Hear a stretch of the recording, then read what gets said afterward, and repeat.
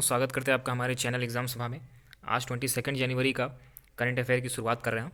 तो इसमें हम उन्हीं चीज़ों का डिस्कस करने की कोशिश करेंगे जो कि आपका एग्जामिनेशन के लिहाज से महत्वपूर्ण रहेंगे। तो शुरू करते हैं आज का पहला न्यूज से। तभी हाल ही में आपने देखा होगा कि ये न्यूज़ चल रही थी कि लाइन ऑफ एक्चुअल कंट्रोल में अरुणाचल प्रदेश के अंतर्गत वहाँ पे चाइना ने एक गांव बना लिया है जो कि आपका एलएसी के अंदर है। मतलब ऐसा माना जा रहा है कि अरुणाचल प्रदेश में भारत के टेरिटरी के अंदर बनाया है। तो इसमें चाइना ने कहा है कि ये कभी भी रिकॉग्नाइज नहीं था एज अरुणाचल प्रदेश और वहाँ पे बनाया गया है। और इंडियन मिनिस्ट्री ने भी, एक्सटर्नल अफेयर ने भी इसमें फ़िलहाल आपत्ति तो जाहिर की है, लेकिन ये आपका उस रीजन में देखने को मिल रहा है जहाँ पे आपका 1962 में जब भारत चाइना का संघर्ष हुआ था, तो उसके थोड़ा सा पीछे ही देखने को मिल रहा है। तो ये आपका नया अपडेट है और भारत सरकार ने इसको अभी मतलब कि कह सकते हैं कि ऑफिशियल तौर पे ये मानने से इनकार किया है कि ये आपका भारत के टेरिटरी के अंदर है। ठीक है। अब इस अगर बात करेंगे तो ये आपका तसारी चू एक रिवर है जिसमें कि एक डिस्ट्रिक्ट है जो अरुणाचल प्रदेश में, जिसका नाम है सुबनसिरी। उस डिस्ट्रिक्ट में अरुणाचल प्रदेश में इस पर्टिकुलर जगह पे आपका ये बनाया गया है, ये देखने को मिल रहा है। और इस साइट को बात करेंगे तो यहाँ पे एक गांव स्थापित किया गया है जो कि आपका असम राइफल पर जब आक्रमण किया गया था 1959 में, वहीं के उसी के आसपास के क्षेत्र में ही ये आपका बना हुआ दिखाई देता है। तो इस तरीके से आपका मैंने इस न्यूज़ को कवर की। अगले न्यूज़ की तरफ बढ़ते हैं। तो अगला न्यूज़ है कि अभी हाल ही में एक्सरसाइज कवच जो है वो आपका ज्वाइंट मिलिट्री एक्सरसाइज के तौर पे किया जा रहा है। इसमें आपका इंडियन आर्मी, इंडियन नेवी और इंडियन एयरफोर्स और इंडियन कोस्टल गार्ड, ये चारों मिल करके क्या कर रहे हैं कि ज्वाइंट मिलिट्री एक्सरसाइज कर रहे हैं। और ये आपका किसके किसके द्वारा संचालित किया जा रहा है? तो ये आपका अंडमान एंड निकोबार कमांड के द्वारा संचालित किया जा रहा है। आपको बताते चले कि अंडमान निकोबार का जो कमांड है वो आपका एकमात्र ऐसा कमांड है जिसमें कि ज्वाइंट फोर्स कमांड है पूरे देश में। मतलब इसमें क्या है कि थल सेना भी है, जल सेना भी है और कोस्टल गार्ड भी है, उसके साथ साथ में आपका नाविक सेना भी है। ठीक है, मतलब कि जलीय सेना। तो इस तरीके से चारों मिल करके यहाँ पे मिलिट्री एक्सरसाइज कर रहे हैं और इसको अंडमान निकोबार कमांड के द्वारा किया जा रहा है।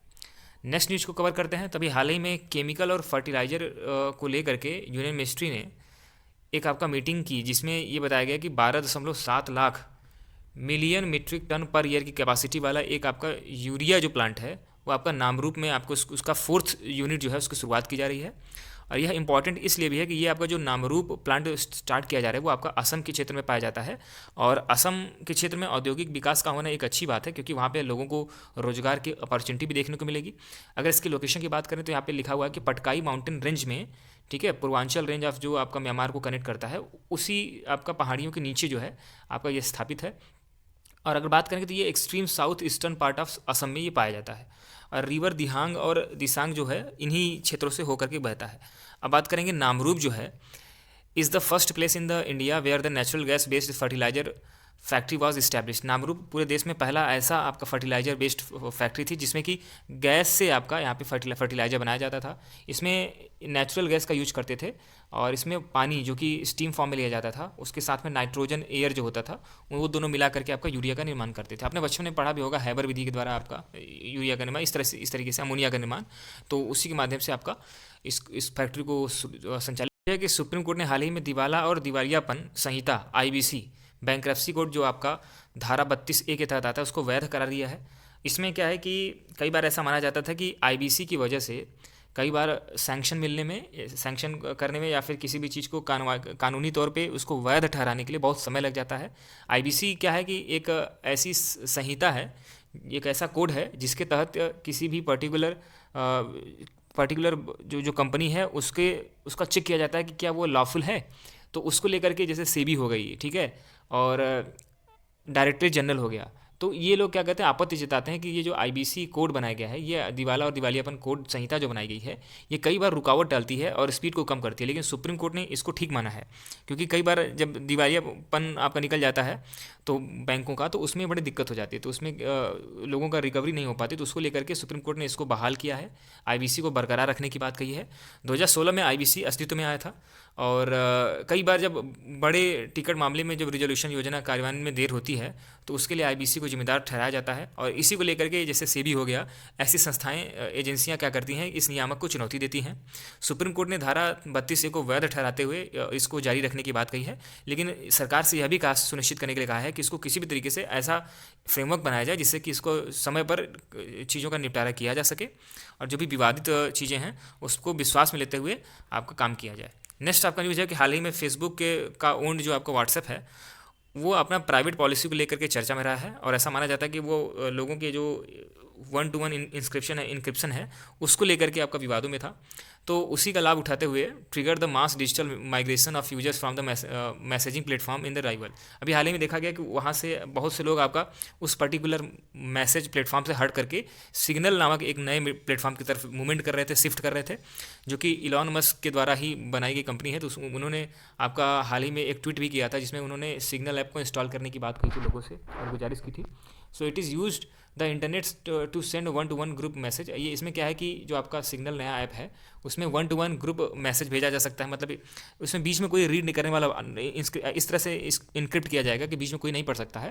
पहला फिलहाल तो व्हाट्सएप में भी ऐसा था, लेकिन अभी हाल ही में उसमें आपका प्राइवेसी को लेकर के बहुत से थ्रेड दिखाई दे रहे थे। उसको लेकर के मतलब 2 दिन के अंदर आप मान सकते हो कि 5 गुना अधिक लोगों ने सिग्नल को इंस्टॉल किया था। तो एक बहुत बड़ा जंप था। उसके बाद में व्हाट्सएप हरकत में आई और उसने आपका जो भी चीज़ें थी उसको ठीक किया, और अब माना जाता है कि अब व्हाट्सएप ठीक है। नेक्स्ट आपका न्यूज़ है कि ministry of electronics and information technology जो इंडिया के अंतर्गत है आपका, उसने इस्टेब्लिश करने की बात कही है क्वांटम कंप्यूटिंग एप्लीकेशन लैब, जो आपका किसकी सहायता से बनाया जाएगा? By the collaboration of Amazon web service, AWS के द्वारा कोलेबोरेशन के द्वारा क्वांटम कंप्यूटिंग आपका एप्लीकेशन लैब बनाया जा रहा है to accelerate the quantum computing led research development and enable new scientific discoveries. मतलब कि जो नए लेवल की रिसर्च चीज़ें हैं उसको और आपका बेस प्रदान करने के लिए अभी हाल ही में अमेजन वेब सर्विस को, जो कि इस फील्ड में बहुत ही ज़्यादा महारत हासिल है उसको, तो उसको साथ में सहयोग में ले करके क्वांटम कंप्यूटिंग एप्लीकेशन लैब यहाँ पे विकसित किया जा रहा है। अब ये लैब क्या करेगा? लैब जो है आपका क्वांटम कंप्यूटिंग सर्विस प्रदान करेगा गवर्नमेंट, जितने भी मिनिस्ट्री हैं, डिपार्टमेंट हैं, और जितने भी लोग रिसर्च करते हैं, चाहे वो आपका IITs हो, NITs हो, जितने भी आपका रिसर्च इंस्टीट्यूट है, DRDO हो गया, इसरो हो गया, उसके साथ साथ साइंटिस्ट इसका यूज कर सकते हैं, एकेडमियाज यूज़ कर सकते हैं, जो भी आपका डेवलपर होते हैं वो इस एडवांस टेक्नोलॉजी का एरिया का लाभ उठाते हुए manufacturing, health care, agriculture, aerospace और इंजीनियरिंग सेक्टर में रिसर्च करने की क्षमता रख सकते हैं। तो ये सभी क्षेत्रों में आपका लाभ देगा। नेक्स्ट आपका हाल ही में न्यूज़ है कि department for the promotion of industry and the internal trade, DPIIT जो है आपका, वो मिनिस्ट्री, जो कि मिनिस्ट्री ऑफ कॉमर्स और इंडस्ट्री के अंतर्गत आती है, उसने एक रेगुलेटरी कंप्लायंस पोर्टल लॉन्च किया है, जो कि चाहे वो आपका क्षेत्रीय हो, चाहे वो आपका केंद्रीय हो, चाहे वो आपका राज्य स्तरीय हो, वो क्या करेगा कि रेगुलेटरी कंप्लायंसेस जो बर्डन आपका बिजनेस में, इंडस्ट्रीज़ में आती हैं, उसको कम करेगा। मतलब अगर उसके पास कोई जाता है और वो पूछना चाहता है कि हमने ये जो नया नियम बनाया है, क्या ये इसका रेगुलेशन जो है आपका ठीक है, क्या नियमों के अनुरूप है, तो उसके लिए ये पर्टिकुलर पोर्टल तैयार किया गया है। कई बार ऐसा होता है कि कोई भी इंडस्ट्री या फिर कोई भी कंपनी आपका कोई भी रूल बनाता है, तो वो रेगुलेशन जो होता है वो आपका सरकार के कानून के हिसाब से नहीं होता, तो उन सभी चीज़ों का बर्डन को कम करने के लिए ऐसा किया गया है। तो all the centre minister department and the state UT would be the examine the law regulatory rulers under the purview and the implementation of the action plan for rationalize the simplest and the processing for the removal of the burdensome of compliances। मतलब कि जो भी आपका नियमगत जो आपका दिक्कत होती है उसके बर्डन को कम करने के लिए इस पर्टिकुलर पोर्टल को तैयार किया गया है। And this details would be the captured and traced by the regulatory compliances portal, और जितने भी आपके डिटेल होते हैं उसको रेगुलेटरी कंप्लायंसेस पोर्टल के द्वारा ही हल किया जाएगा। नेक्स्ट आपका हाल ही में त्रिपुरा के चीफ मिनिस्टर जो है आपका बिप्लब कुमार देव जी हैं, उन्होंने अपनी मंजूरी दी है रीसा नामक एक आपका वहाँ पे पहनावा होता है, उसको इंडिया लेवल पे उसको अपने प्रदेश की तरफ से उसको प्रमोट करने की बात कहा उन्होंने। सो मतलब उन्हीं के लोगों के ट्राइबल कम्युनिटी के द्वारा उसको बनाया जाता है, तो लेकिन इसको नेशनल मार्केट में उतारने की बात चली है। तो देव की गवर्नमेंट ने, उनके द्वारा जो लेड गवर्नमेंट है, उसने now eyeing to promote risa as a signature textile of Tripura nationalize. मतलब क्या होता है ना कि एक चीज़ होती है कि किसी भी पर्टिकुलर प्रदेश की कोई पहचान होती है, तो इसी तरीके से त्रिपुरा की पहचान वाली टेक्सटाइल के तौर में आपको रीसा को प्रमोट करने की बात मुख्यमंत्री जी ने की है। तो उन्होंने क्या कहा है कि त्रिपुरा के जो गर्ल्स की बात करें तो पहली बार जब 12 से 14 साल के एज ग्रुप की जो होती हैं वो आपका रीसा की से बने हुए आपका सोरमाली और कई चीज़ें पहनते हैं। और रीसा जो है आपका, रीसा की तरह ही 2 अन्य चीज़ें भी हैं जो कि आप पहनावे में त्रिपुरा में काफ़ी फेमस है। जैसे मैं बात करूं कि वो आपका फीमेल अटायर, त्रिपुरा के फीमेल अटायर में ये आपका बहुत प्रसिद्ध है। इसमें से 2 अन्य जो हैं आपका, उसमें है आपका एक रिगनाई है और तीसरा आपका है रिकुटू। तो ये तीनों आपका बहुत फेमस है। रिगनाई जो होता है आपका अपर टॉप का पहनावे के लिए यूज किया जाता है, और जो आपका रिकुटू है आपका लोअर टॉप को, लोअर वन आपका जो बॉडी होती है उसको उसमें पहनने के लिए आपका यूज किया जाता है। तो इन तीनों को मिक्स तौर पे आपका त्रिपुरा का अटायर माना जाता है, वहाँ की पहचान मानी जाती है। नेक्स्ट आपका है, कभी आप जानते हो कि एक बहुत पुराना केव जो है मिला है, तो आर्कियोलॉजिस्ट ने जो आपका डिस्कवर किया था दुनिया का सबसे पुराना केव आर्ट, तो उसकी उसका अनुमान बताया जा रहा है कि 45,500 साल पुराना है और ये इंडोनेशिया में देखने को मिल रहा है। और इसमें आपका एक पिक्चर, वाइल्ड पिग का पिक्चर जो है आपका लाइफ साइज पिक्चर मिली है। अब इसको मैं कल भी पढ़ाया था मैंने, लेकिन आज भी बताने का रीज़न क्या है, तो उसके पीछे का रीज़न ये है कि जब वो वैली जो है आपका, वो हमेशा बहुत पतली सी जगह है जहाँ से उसको वहाँ पे जाया जा सकता है।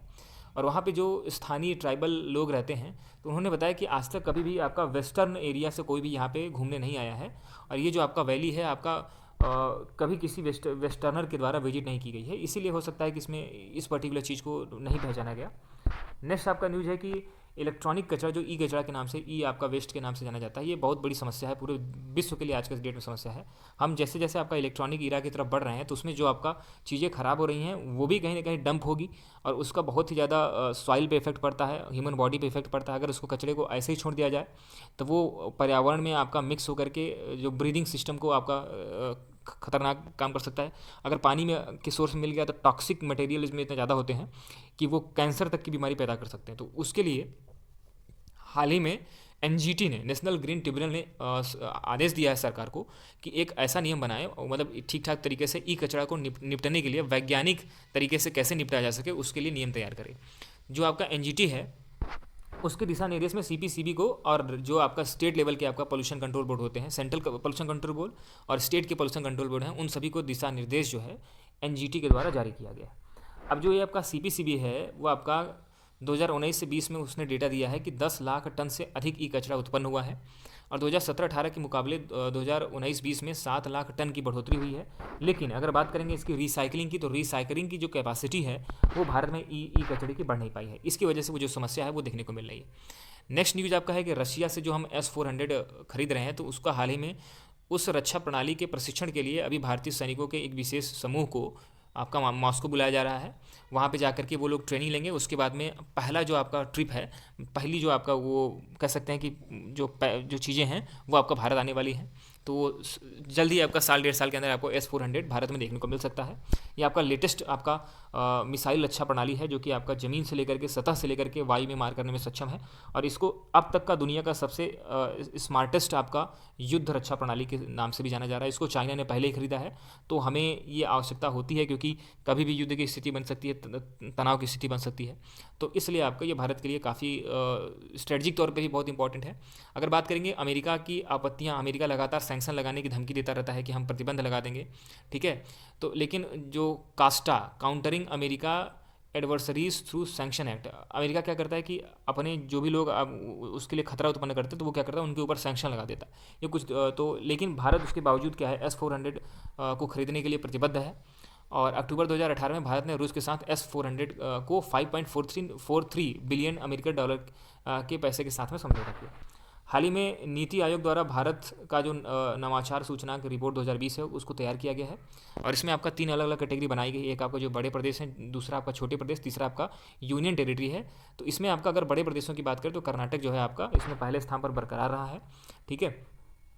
नेक्स्ट आपका है कि नेशनल, इसको कौन जारी करता है, तो यह सूचनांक जो है आपका नीति आयोग, जो national institution for the transforming India, NITI Aayog के द्वारा उसकी ही उसी के निर्देश पे इंस्टीट्यूट फॉर कॉम्पिटिटिवनेस, उसके द्वारा इसको आपका जारी किया जाता है भारत नवाचार सूचकांक। क्योंकि आप जानते हो कि इंटरनेशनल लेवल पे अब आपका इनोवेशन इंडेक्स जारी किया जाता है। और बात करेंगे कि नेक्स्ट न्यूज़ का, तो अभी हाल ही में देखने को मिला कि कर्नाटक का बांदीपुर जो आपका टाइगर रिजर्व है, उसके नज़दीक नूगू जलाशय में एक जंगली हाथी फंस गया था, उसको निकाला गया हाल ही में। तो अब समझ में आना चाहिए आपको कि अगर बाघों की बात करें वो जनगणना के लिए, तो 2018 के अनुसार देश में सबसे अधिक बाघ जो है आपका मध्य प्रदेश में पाए जाते हैं, दूसरे नंबर पे आपका कर्नाटक में पाए जाते हैं। तो ये आपका उससे संबंधित न्यूज़ है। अगर बात करेंगे तो बाघों को संरक्षण के लिए जो कानून या फिर कोई भी नई चीज़ बनाई गई है, उसके लिए नियम बनाए गए हैं, तो वो आपका 1973 के तहत प्रोजेक्ट टाइगर के तहत उनका संरक्षण किया जाता है। 1985 में वेणुगोपाल वन्यजीव जो पार्क था, उसी से सटे हुए क्षेत्रों पर विकास करके उसको बांदीपुर राष्ट्रीय उद्यान के नाम से उसको विकसित किया गया था। तो ये आपका बांदीपुर नेशनल पार्क के बारे में हो गया। नेक्स्ट आपका हो गया कि भारतीय वायु सेना, जो कि इंडियन एयरफोर्स है, IAF है, और जो आपका फ्रांसीसी वायु और अंतरिक्ष बल है, उन दोनों ने मिल करके जोधपुर के हवाई अड्डे पर 20 से लेकर के 24 जनवरी तक 2021 में डेजर्ट नाइट 21 के नाम से द्विपक्षीय युद्ध अभ्यास कर रहे हैं, अभी मतलब चल ही रहा है। और बात करेंगे भारत और फ्रांस के बीच में कौन कौन से युद्धाभ्यास होते हैं, तो वरुण नाम से नौसैनिक अभ्यास होता है, गरुण नाम से वायुसेना का अभ्यास होता है, शक्ति नाम से आपका संयुक्त सैन्य अभ्यास होता है। 19 जनवरी 2021 को राष्ट्रीय आपदा मोचन एनडीआरएफ ने अपना 16वां राष्ट्रीय दिवस मनाया है। और एनडीआरएफ की बात करेंगे तो इसकी स्थापना 19 जनवरी 2006 को किया गया था।